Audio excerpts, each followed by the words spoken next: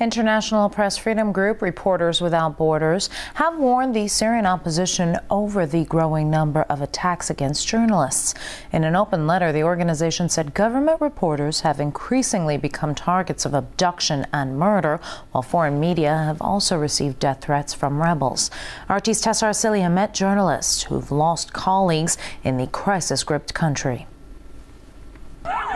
January 11, 2012, the first Western journalist was killed in Homs, Frenchman Gilles Jacquier. Well, the initial reaction from France and many French journalists were that of anger and condemnation. Well, we're here at France Television to speak to Jacquier's colleague who was with him in Syria when he was killed.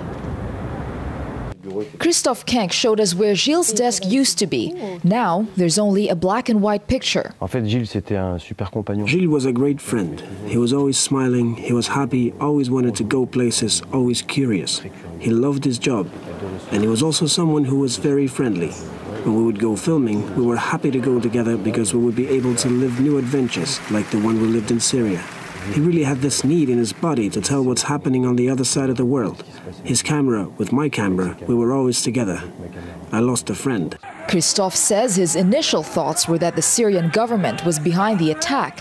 However, just a week after Gilles Jacquier's death, a journalist from this newspaper published an article stating the possibility that he might have been killed by fire from the opposition. Clearly information that went against the dominant narrative in the media. But he did find that he wasn't alone in coming to that conclusion. I met by mistake, by random, a French intelligence guy who asked me, I don't understand why your report in January didn't pick up the news, etc., because it was our conclusion. If the intelligence services in France reached the conclusion that he was killed by a mortar of 81 millimeters shooting from the rebel area by mistake. I published this story. It was denied, of course, by the Minister of Defense, Ministry of Foreign Affairs, because it's not really politically correct. Political correctness that's playing into what has increasingly become an information war, as much as it is a civil war, where the villain is usually the heavy-handed regime and rebels are shown as advocates of freedom and democracy. But the reality is not so clear-cut. Alex Thompson, chief correspondent for Britain's Channel 4 News, wrote how he believed he was led into a death trap by the Syrian rebels. I'm quite clear the rebels deliberately set us up to be shot by the Syrian army.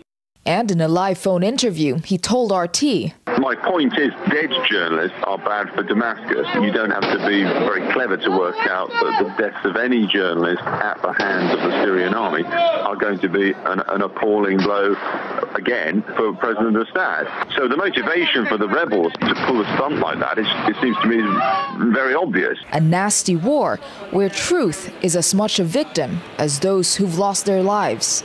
Pour moi, c'est de savoir qui a fait. For me, it's most important to know who did what. When this becomes clearer, then we can go on with our lives. But now we are still mourning. Every day. Tous les jours. Every day. Tous les jours. Tesa Arcilla, RT, Paris.